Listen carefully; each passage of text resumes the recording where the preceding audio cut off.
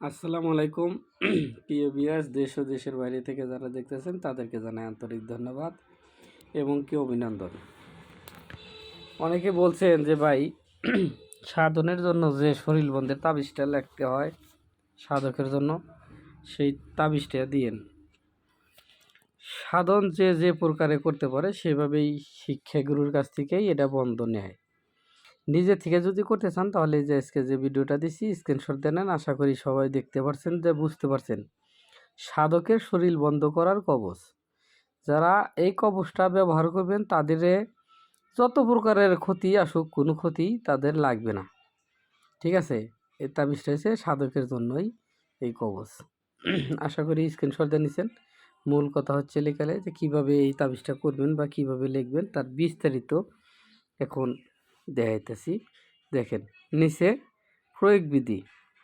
উক্ত নকশাটি মেশকো জাফরান কালি দিয়ে 2টি অঙ্কন করিবে। একটি নকশা সাধকের নিজের সাথে রাখবে, অন্য একটি বোতলের ভরিয়া বোতলটি তার নিজের ঘরে রাখবে। যেমন মনে করেন যে আসন যখন করবেন, আসনের সামনে একটা রাখবেন, নিজের শরীরে একটা রাখবেন। কারণ কোনো জায়গা থেকে কেউ জানি কোনো চালানি না পাঠাতে পারে বা কোনো ধরনের ক্ষতি না করতে পারে।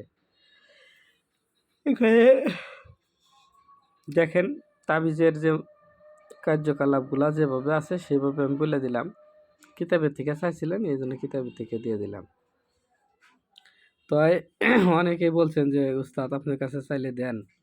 জিনিসগুলো যে দেই ভালোর জন্য দেই, কেউ খারাপ ব্যবহার করবে না, খারাপের নিগা নেবেন না।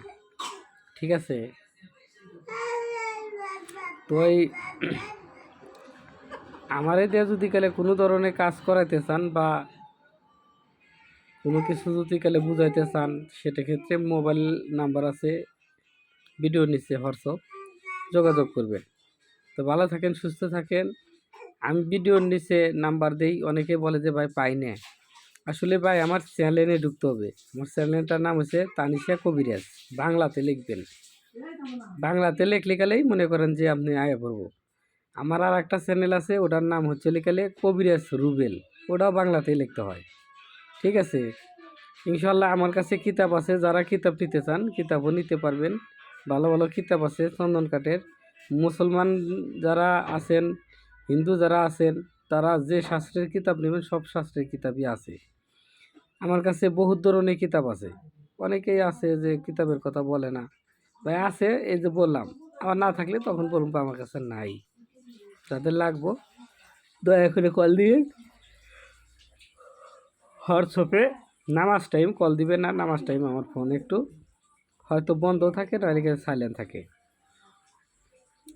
তো ভালো থাকেন, সুস্থ থাকেন। আসসালামু আলাইকুম ওয়া রাহমাতুল্লাহ।